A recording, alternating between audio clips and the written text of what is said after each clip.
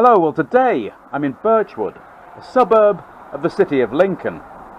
It was built in the 1960s and 70s on the site of RAF Skellingthorpe, a former Royal Air Force station which was operational during the Second World War. Now, there is very little evidence left of the old base. There is this impressive memorial commemorating the 1,984 men killed flying from RAF Skellingthorpe. This is the perimeter track of the runway. It's now a small park, and if you walk its length, you can read a brief history of the base.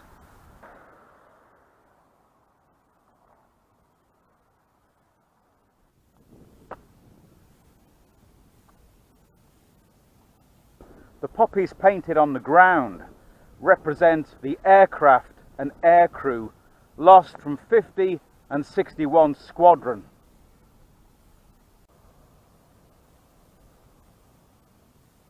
RAF Skellingthorpe opened in 1941.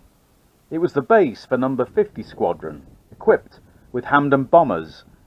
These were replaced with Avro Manchester bombers, and in 1942, after extensions to the runway, 61 Squadron arrived operating Avro Lancasters.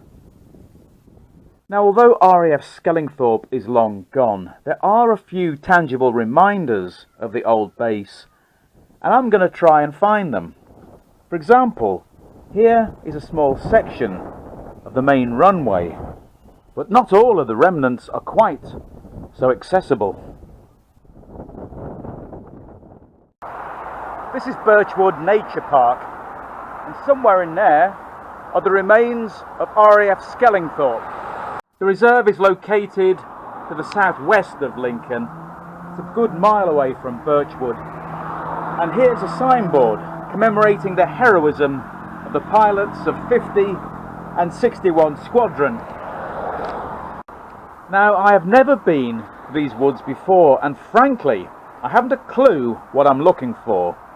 But there are remains of the old base somewhere in these woods, so it's going to be a bit of an adventure.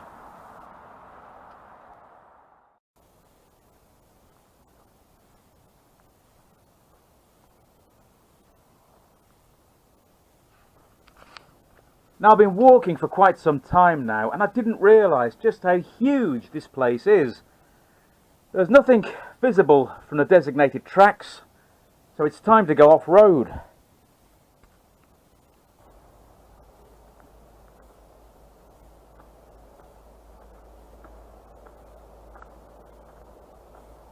RAF Skellingthorpe had 3 runways, and part of the main runway, believe it or not, is somewhere in this dense woodland.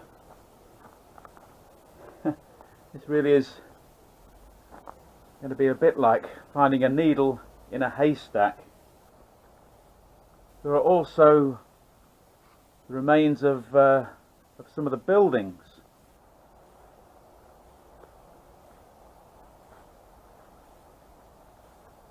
I found something,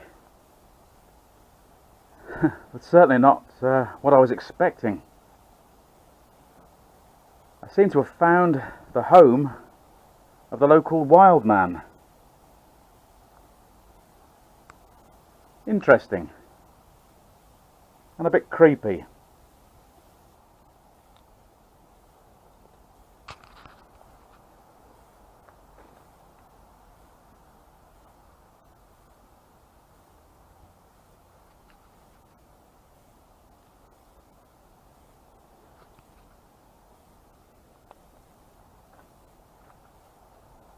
I hope things aren't going to turn a bit Blair Witch.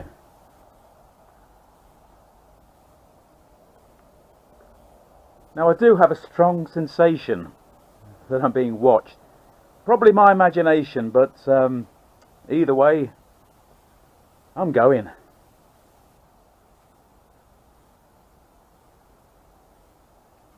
Well, I've put a respectable distance between myself and the hobbit hole. Now I can see a building up ahead, and this one is definitely made of bricks. According to what I've read online, there is part of the runway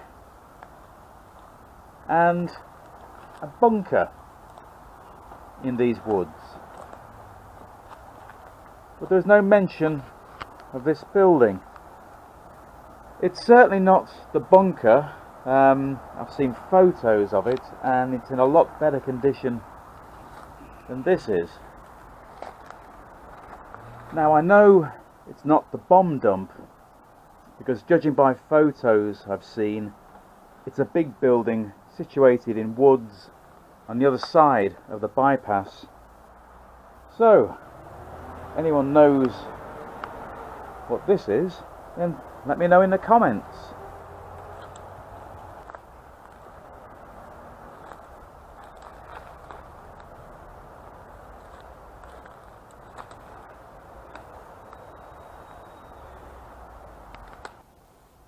Now I've been exploring for some time. I've been trying to find the remains of the old runway, and I'd just about given up when I looked down and realised I was walking on it.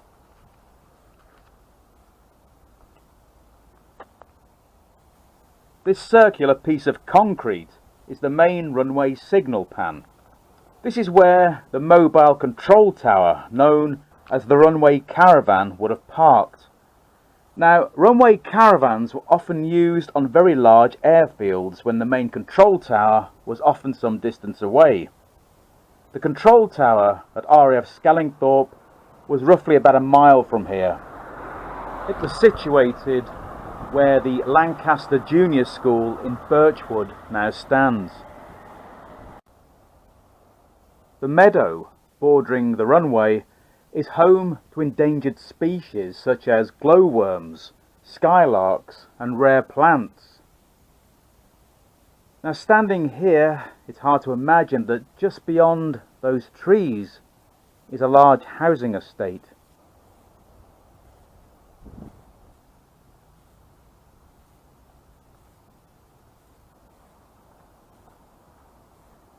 Okay, if my directions are correct, we go along here, then take the next right, then I should find the next thing on the list. And yes, here it is. This is an Airaid Shelter. Unlike other remnants of the base, you can see that it's pretty much still intact.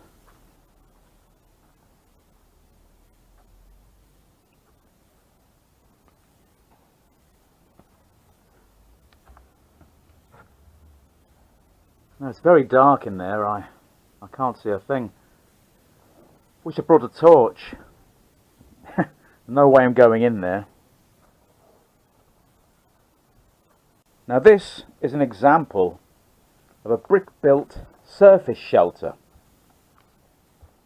They were effective against shrapnel, which of course was fragments of metal and other projectiles thrown out by bomb blasts. But they didn't offer the same protection from explosions as Anderson shelters, made from curved sheets of corrugated iron, which were then half buried in the ground. Now, when I was a kid, it wasn't uncommon to see old Anderson shelters that had been dug up and used as garden sheds.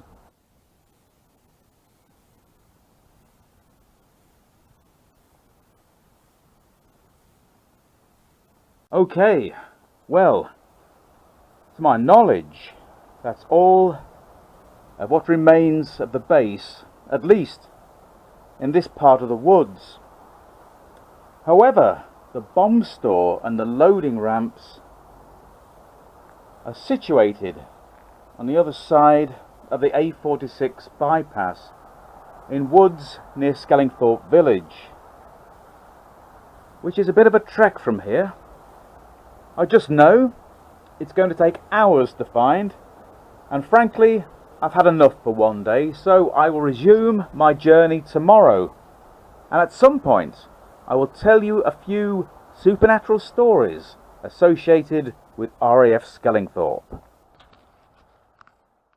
Hello again. Well, it's another nice day. I'm going to resume my journey. I will see you in Skellingthorpe village. This is the memorial in Skellingthorpe village in remembrance of the brave men and women who served at RAF Skellingthorpe.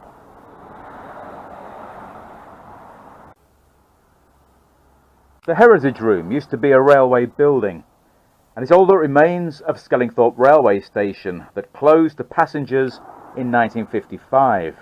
Now, there used to be a small museum here dedicated to the airbase, but it was moved to Birchwood Community Centre. However, I don't think it's there anymore.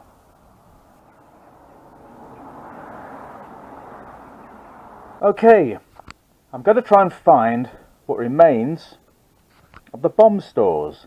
Now, to get there, according to my directions, we take this narrow path that should lead to some fairly dense woodland. Now, my directions are vague, to say the least. I'm bound to get lost. There's going to be a lot of shouting, a lot of swearing. You don't want to be subjected to that. So I will leave you when we get to the woods, and hopefully I'll see you later.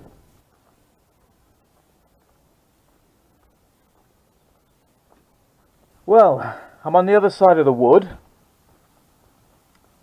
I did get a bit lost.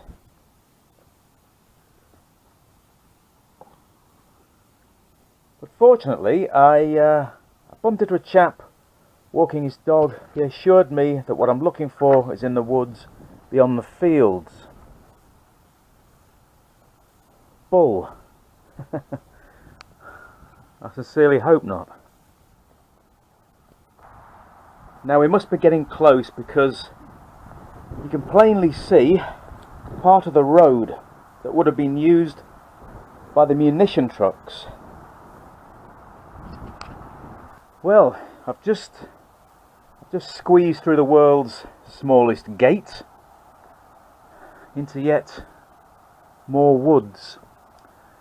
Well, I just know I'm going to get lost, and there's going to be lots of swearing, so I will leave you here for now. Well, fortunately, it didn't take very long to find the bomb ramps.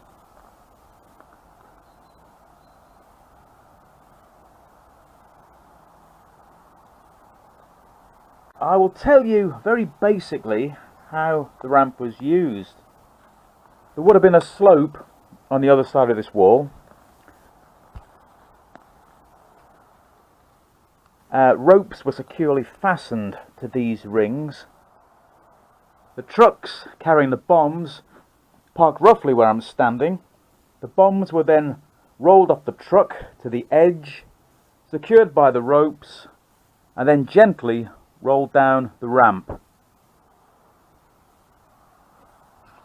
Now, on May the 19th, 1944, 3 £1,000 bombs detonated when they fell off the back of a trailer. Tragically, it resulted in the deaths of 2 airmen and substantial damage to one of the hangars. As you can see, the concrete roads surrounding the bomb ramps are visible. During the war, this area would have been a hive of activity. Now, hopefully, the road should take me to what's left of the bomb store. And here it is. These are the blast walls, and they fared much better than the buildings they once protected, which makes sense, because they're fortified They were built to withstand an explosion. Now I will probably get a better view of what's left of the buildings from the other side, but I'm filming in mid-September and I can't get through the dense foliage.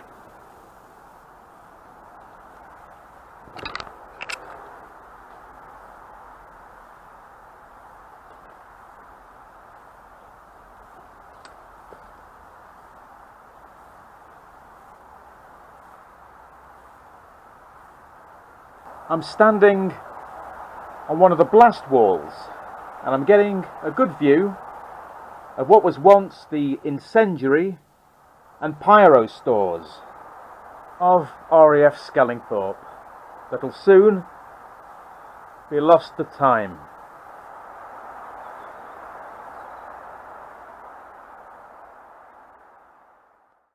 Now on Friday, the 15th of July 1949, an Avro Lincoln bomber from nearby RAF Waddington went out of control and crashed in one of the fields near the bomb store.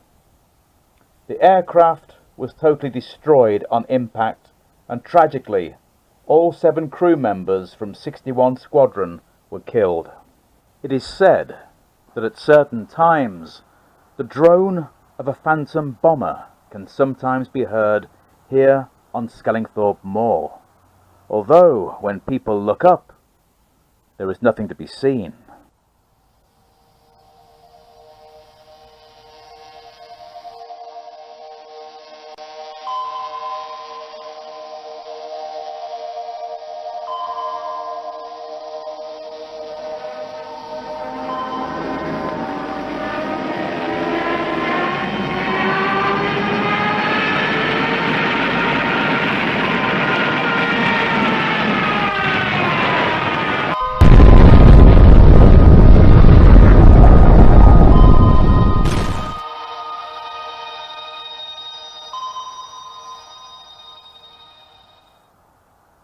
Well, that concludes my search for the last remnants of RAF Skellingthorpe.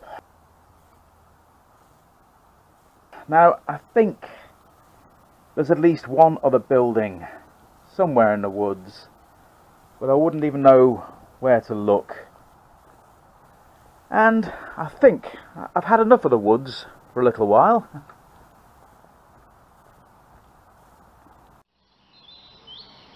This is Birchwood Avenue, and these houses were built on the site of the old base. Now, a few years ago, I worked as a gardener on this street, and one of my customers, an elderly lady, told me that when she first moved here with her late husband, they would sometimes be woken up in the middle of the night by the muffled sounds of voices, laughter and music. She said it sounded like a large gathering or a party, and the music was from the 1930s or 1940s.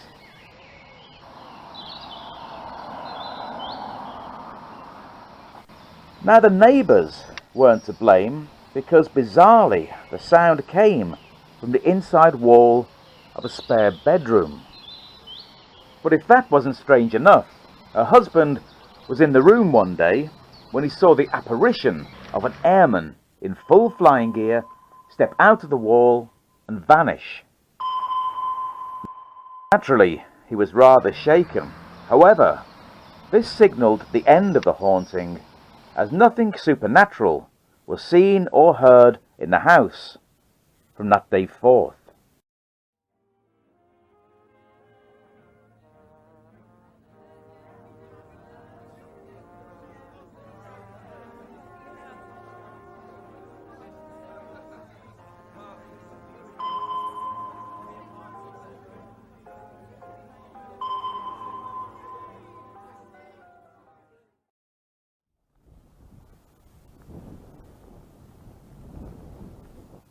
Well, if you've made it this far, thank you very much for joining me.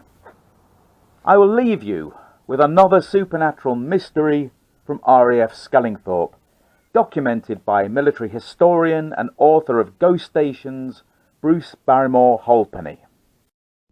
It was June 1970, when Mrs. Sylvia Tucker decided to go to Lincoln for the day and have a look round the old airfield at Skellingthorpe, where she had served as a nurse during the war years. Sylvia knew that the airfield, which closed in the 1950s, would bring back memories. Romance blossomed and died during those dark days of the war, and Corporal Sylvia Tucker of the Women's Auxiliary Air Force became engaged to an airman named Ken. But unfortunately, things didn't work out. Later, she married a corporal from the fire section of the base. The old airfield, therefore, held many memories for Sylvia, and like a magnet, it drew her back. She felt at home on the old runway, and decided to take a wander around the flight office of the fire section. Suddenly she noticed how cold it was, and yet it was a very hot day, and she found that she was unable to move. As Sylvia stood there, she heard the engines of Lancasters and saw the activities of armourers loading bombs. At the same time, a funeral procession was passing, which was for an armourer who had been killed while sitting on the bomb carrier, which had exploded. But no one took much interest. There was singing and whistling. Then out of it came Ken, who Sylvia had been engaged to.